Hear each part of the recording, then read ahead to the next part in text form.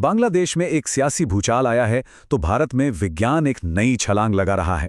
हम संसद के गलियारों की एक पेचीदा प्रक्रिया को भी समझेंगे और फिर देखेंगे कि कैसे आर्कटिक की बर्फ पर नई जियोपॉलिटिक्स जम रही है। तो सीधे शुरू करते हैं। तो सबसे पहले चलते हैं दक्षिण एशिया, जहां एक चुनाव ने न सिर्फ एक सरकार बदली है बल्कि शायद एक पूरे दौर की दिशा ही बदल दी है। तो हुआ ये है कि हाल ही में जो संसदीय चुनाव हुए उसमें बांग्लादेश नेशनलिस्ट पार्टी यानी बीएनपी ने एक बहुत बड़ी जीत हासिल की है।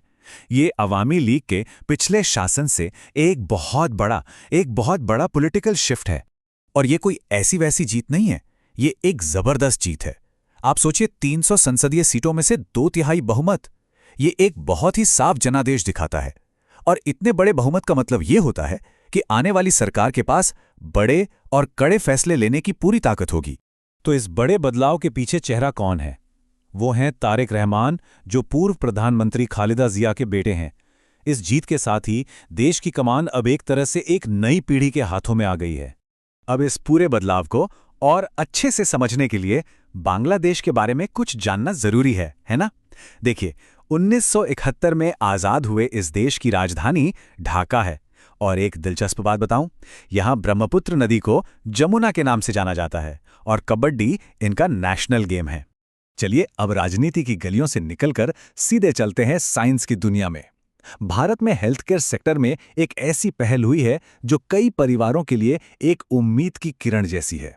भारत सरकार एक बहुत ही दुर्लभ जेनेटिक बीमारी जिसका नाम है लाइसोसोमल स्टोरेज डिसऑर्डर या एलएसडी, उसके लिए देश का पहला नेशनल बायोबैंक बना रही है।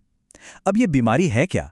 आसान शब्दों में समझें तो इसमें शरीर की जो कोशिकाएं होती हैं ना, वो अपनी सफाई ठीक से नहीं कर पाती। ये बायोबैंक इस बीमारी पर रिसर्च और इलाज खोजने में एक मील का पत्थर साबित हो सकता है। लेकिन सवाल ये है कि सरकार को इतना बड़ा कदम उठाने की जरूरत पड़ी ही क्यों? आखिर ये बीमारी मरीजों और उनके परिवारों पर कितना बड़ा बोझ डालती है? इसका जवाब आपको चौंका देगा। इसके इलाज का सालाना खर्च लगभग 1 करोड़ रुपए। जी हां, आपने सही सुना, एक मरीज के लिए 1 साल का खर्च। अब आप समझ सकते हैं कि ये सिर्फ एक मेडिकल प्रॉब्लम नहीं है, ये एक बहुत बड़ा आर्थिक बोझ भी है। और इसीलिए इस बायोबैंक का बनना इतना जरूरी हो जाता है। अच्छा, तो साइंस से वापस चलते हैं सत्ता के गलियारों में। बात करते हैं भारतीय संसद के एक बहुत ही पावरफुल टूल की, जो सरकार और ऊंचे पदों पर बैठे लोगों की जवाबदेही तय करने के लिए इस्तेमाल होता है। इसे कहते हैं सब्सटेंटिव मोशन या मूल प्रस्ताव। देखिए, ये कोई आम प्रस्ताव नहीं होता। ये एक बहुत ही गंभीर और ठोस प्रस्ताव है जो सीधे सीधे राष्ट्रपति, जज या स्पीकर जैसे बड़े संवैधानिक पदों पर बैठे लोगों के खिलाफ लाया जाता है, उनके आचरण पर सवाल उठाने के लिए। हाल ही में यह फिर से चर्चा में था। अब इसकी प्रक्रिया भी समझ लीजिए।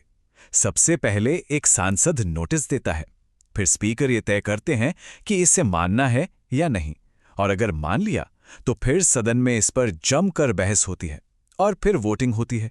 ये अक्सर सदन के 0 आवर के दौरान होता है। इंसानों के बनाए नियमों से अब चलते हैं प्रकृति के नियमों की तरफ। अंडमान में कुछ ऐसा हुआ है जो हमें धरती के अंदर की ताकतों की एक दुर्लभ झलक दिखाता है।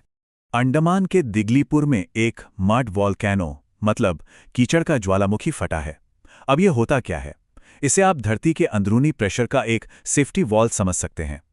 ये हमें बताता है कि सतह के नीचे टेक्टोनिक प्लेटों में हलचल हो रही है और गैसें जमा हो रही हैं। तो फिर एक मड वॉल्केनो और जो हम आम लावा वाला ज्वालामुखी देखते हैं उसमें फर्क क्या है? बहुत सिंपल है।